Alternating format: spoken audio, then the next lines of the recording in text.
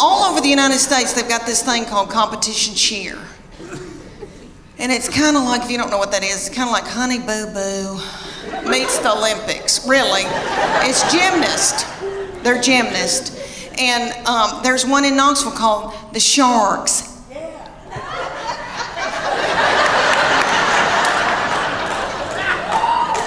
And they said, drop your baby off and she can try out to audition, whatever you want to call it. So I dropped her off and they ended up putting her on a bad Mama Jamma team because all the little children her age came up to hear on her. And somebody's got to throw them up in the air.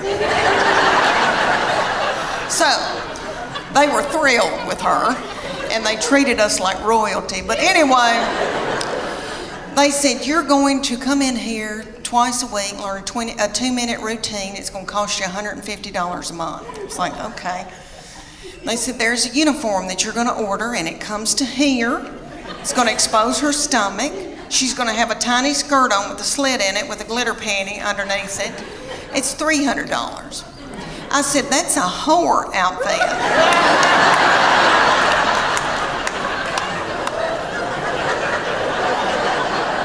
And it came with its own bag of whore makeup. So that all the little children could look alike.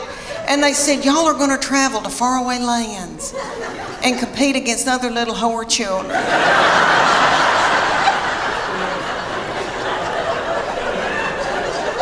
So we went to like Cincinnati or Atlanta. And we had to get hotel rooms and the gas and all of that. And then you drive up to a big coliseum, a huge coliseum. And there's tens of thousands of little whore children walking around. And my husband said, there could be pedophiles here. This is the ugliest thing I've ever, something's not right. Okay, so then they said, you're gonna pay $150 for your baby to be in this competition. You're gonna have to pay $30 to put a band on to get in and watch your baby in this competition. Somebody was selling corn dogs for $15. Okay. They start out with the babies, so it goes from 5 to 18 ages. So the babies come out in a tiny little skirt about the size of a napkin. And they come out to Beyonce's All the Single Ladies. And their little mamas are in their 20s. And they're not bitter yet. And they're in the front doing every move to keep their baby on track because they're babies and they need to be at home breastfeeding. So they move up throughout the day into my baby's age and they're the reef sharks. They call out that name, honey, for 2.5 minutes. My baby throws little children up in the air, flinging little children, broken out in a sweat, working like a Trojan. Did you see my Spanx? Okay, all right. One of my girls said I look like Miley Cyrus in the Wrecking Ball in my Spanx. But anyway, so she throws these little children up. The little children she's throwing up in the air are the flyers. They call them the flyers. And they're freakishly tiny little children. I don't know where these people come from. Their mamas are freakishly tiny. I mean, I come from big people. I've got thick ankles. I can work in the fields. And the whole time she's throwing them in there, these little girls are going.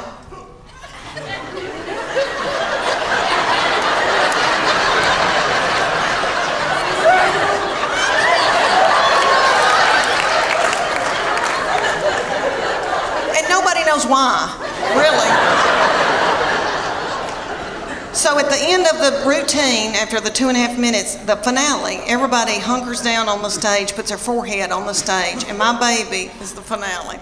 She pops up and has a little child's foot in her hand and holds that child's foot. I would put it all the way up, but my dress is tight in the back. But anyway, she holds this little child up over her head. Are y'all listening to me? I mean, it was a big deal.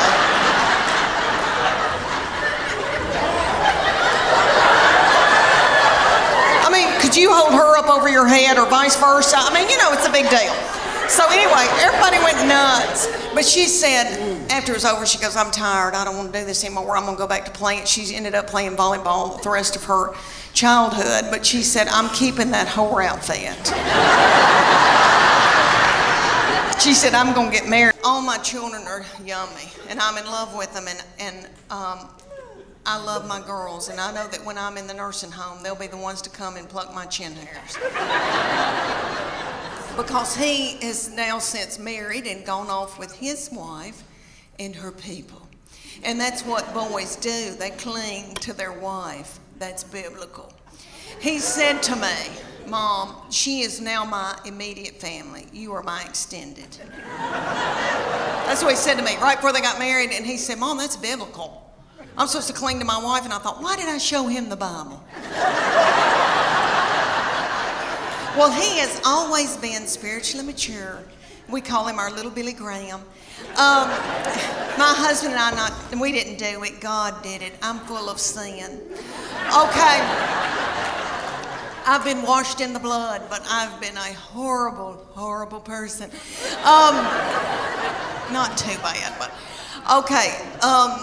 So this baby has been just like an old man all of his life. Let me give you an example. He had a little girlfriend in high school, and he would go over to her house and they'd watch movies. And he came home one night and he used to tell me everything.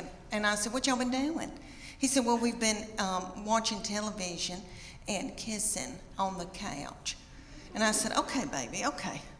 That's all right. That's normal. But I said, before you know it, you've got your hand on somebody's leg, your arm around, and things can get out of control. And I just say, slow it down. He looked at me like I was crazy. And he said, Mom, I've prayed about this. Nothing like that's going to happen. And I know he meant that. And all I could think of to myself was some of the nastiest things I ever did.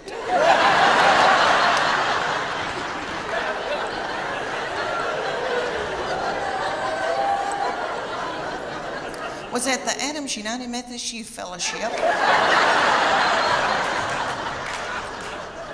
on a hayride. I don't know what it was about hay that set me on fire. I wish it did now, because I could get a new purse out of that. Okay, y'all, have you ever heard of lock-in? I know everybody in here that has been from Chattanooga has probably been raised in church. Okay, I don't know who that little darling, sweet fool was that came up with the lock-in. Probably a little woman in a committee meeting. And she probably said, oh gosh, y'all, let's come up with something for all the hormonal teenagers. Let's gather them up and put them in the church building and lock the door and turn the lights out and leave them there all night. Maybe somebody will end up pregnant. These children grew up and left me with their daddy. And he is so not fun. And so he doesn't chat. And so I'm just at home talking to myself. And we've got 2 beagles. And we miss these children so bad that we just sit and kiss them in the mouth. So I'm trying to adjust to just being with their daddy. And so I bought him tickets to go see Def Leppard and Journey. Woo! Okay, let me tell you. Have y'all been to concerts lately with old people that are older than I am? Okay. We went, and I thought, we're going to have a fun date. And I said, where are we going to go out to eat? And he goes, I don't have time for that. It was on a weeknight. So he went to the Pilot and bought himself a tall boy. And I think that's what it's called, and an egg salad sandwich from the Pilot. And so I didn't get to eat, and I was so hungry. And it dawned on me at a concert. You know, when I was 20 and I'd go to a concert, I was at University of Tennessee, and so I'd go to Thompson Bowling. And I'd wear a crop top. And I didn't care about eating. I wasn't hungry, you know. I was thinking what boys were going to be there, and I had on little bitty breeches. Because I still had a metabolism and my thyroid was acting right. Okay. So we go to Def Leppard and Journey, and everybody there is our age. And everybody's worried about the snack bar, first of all. And I was too. And I was so hungry, and I noticed that people had big Diet Cokes, like big buckets of Diet Coke, and were sucking on those big buckets of Diet Coke while the concert was going on. And every once in a while, somebody would stand up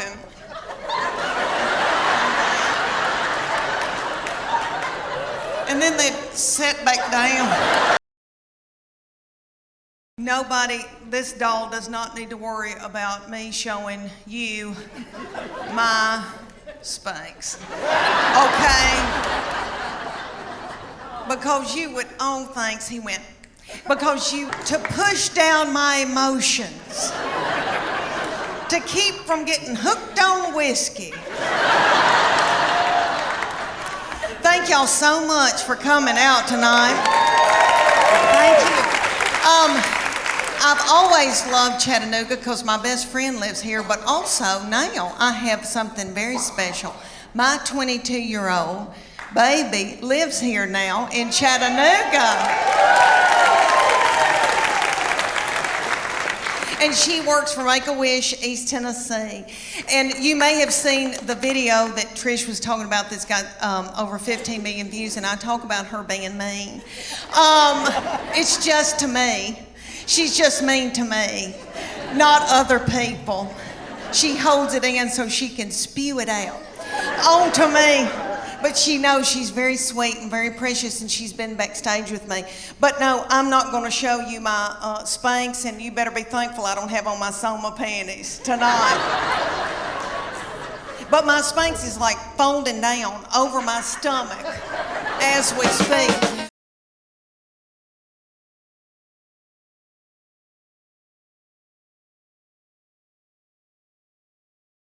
Everywhere I go, I ask, do you think it's easier to raise girls or boys? And people say boys. And we love our girls. We love our girls.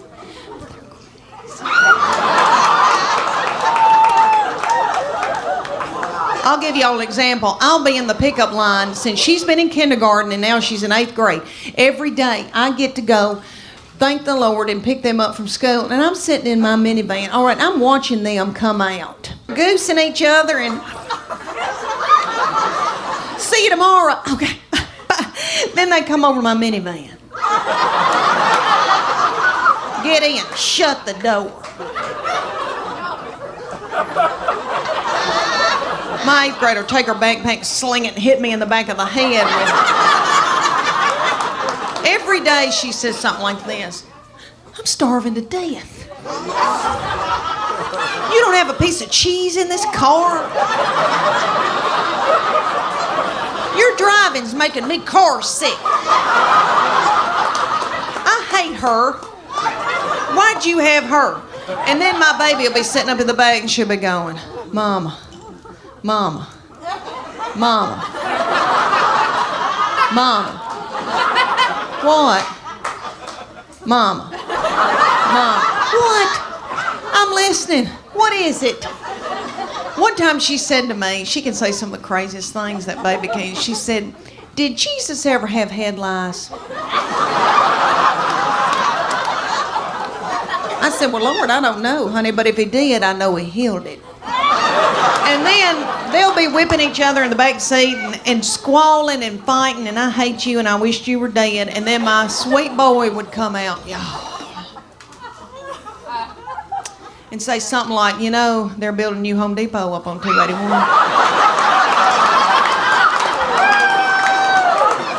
Just as happy-go-lucky.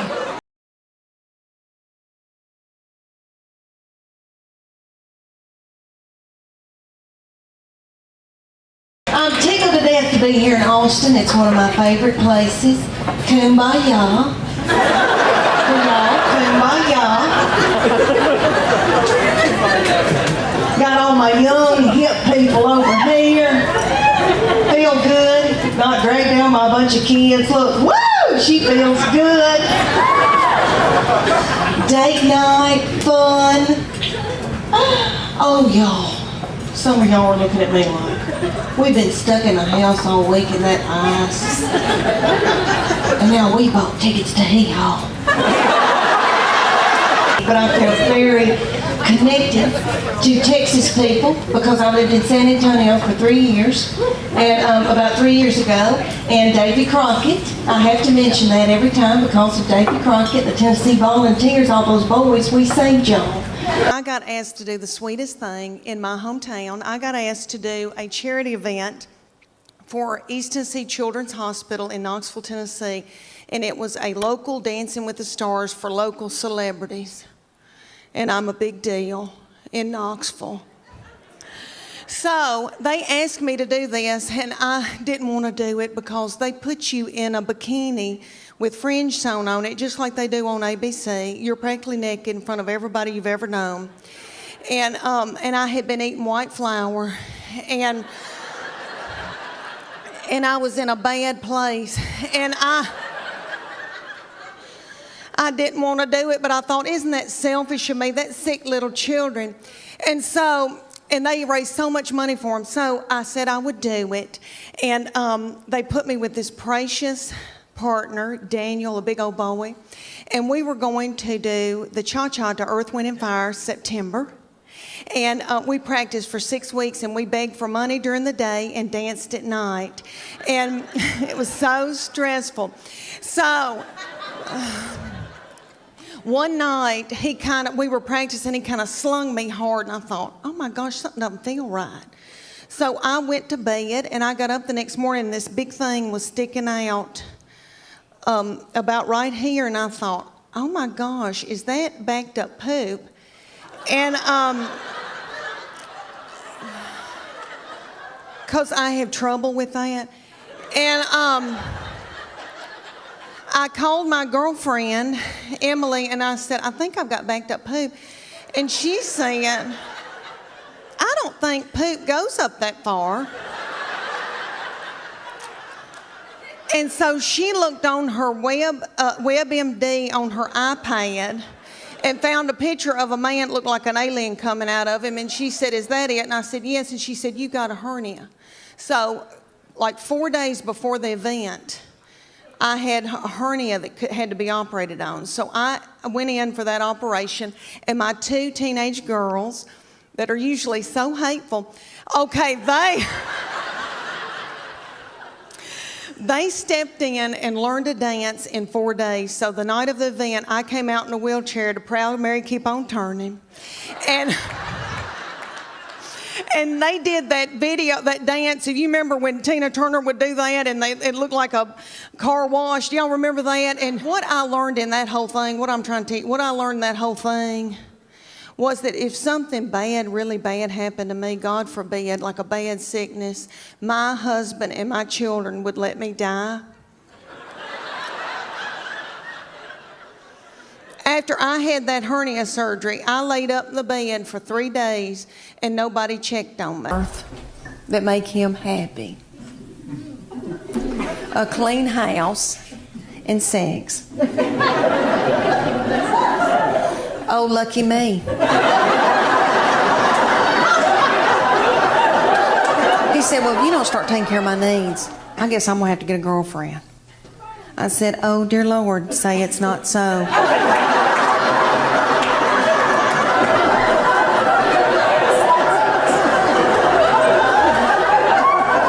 I said, well, make sure that she's stout and that she can mow, because I need some. Tell y'all about my third baby, my baby child.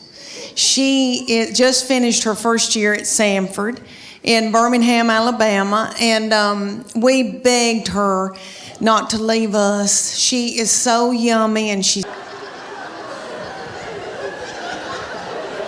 because she is so fun, and she said, please get out of my butthole. And of quit staring at me. I'm leaving. So it's been so sad without her, but she's back home now. And but let me tell you about that baby, honey. So funny and so darling. But different from the other two. You know why? Because by the time she got here, I was beat down. I was so beat down. So tired. And just had given up. And their daddy, very successful, traveling around with Clayton Homes. And I know he's with Clayton Homes. We have dental. And so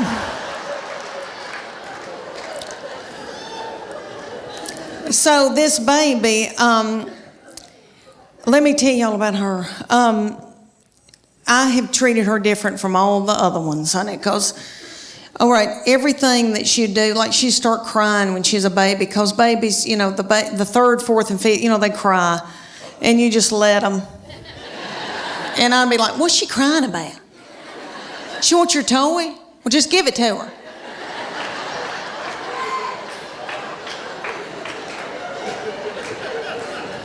I can't deal with it. I remember saying one time, you want those knives to play with? Okay. What? Okay.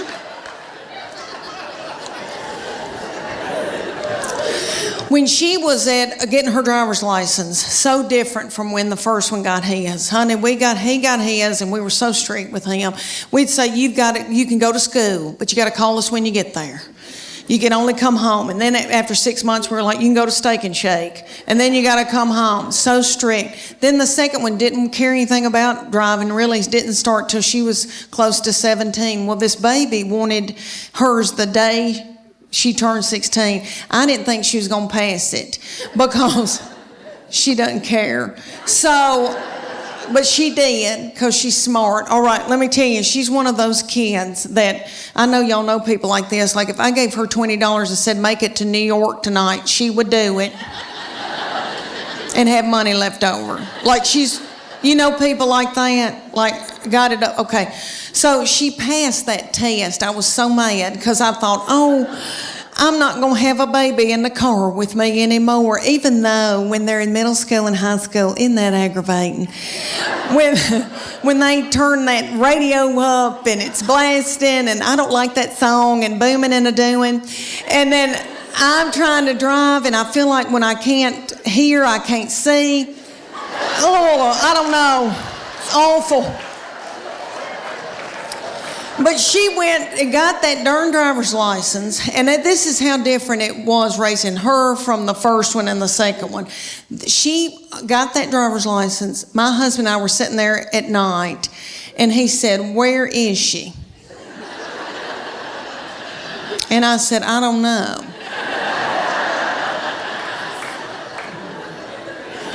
And he said, does she have any money? And I said, I don't know. Nobody ever said another word.